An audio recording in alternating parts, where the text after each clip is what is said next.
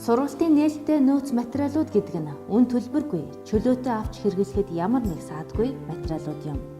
Сургалтын нээлттэй нөөц материалын зохиогч эрхийн асуудлыг нээлттэй лицензийн аргаар тулгуурлаж Creative Commons лицензээр баталгаажуулж, сургалтын материал бэлтгэсэн багш зохиогчийн эрхээ бусдад шилжүүлэх эрх зүйн орчныг бүрдүүлсэн байдаг.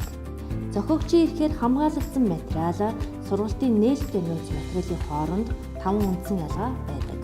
Retain сургалтын нээлттэй нөөц материалыг та хуулж авч хадгалж ашиглах эрхтэй байна.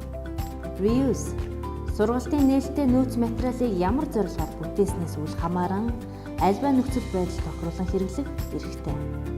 Revise сургалтын нээлттэй нөөц материалыг авч өөрийн жишээ баримтаар баяжуулж, засаж, өөрчилж өөрийн хэрэгцээнд ашиглах эрхтэй. Remix сургалтын нээлттэй нөөц материалуудыг холилж, нийлүүлж тэр дундаасаа сургалтын шинэ материал гаргаж авах эрхтэй. Redistribute сургалтын нээлттэй нөөц материалыг бусад хүмүүс чөлөөтэй түгээх эрхтэй.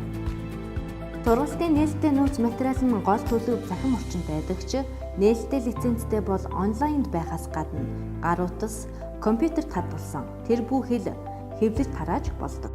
Үүний анхны хөтөлбөр нь Массачусетсын технологийн их сургуулийн OpenCourseware юм. Энэ хөтөлбөр дэлхийн түвшинд хүрсэн сургалтын агуулгыг боловсруулж, сургалт явуулж байгаа профессоруудыг боловсруулсан сургалтын материалуудаа дэлхийд дахинаа түгээхийг ятгах чадсанаар амжилтанд хүрчээ.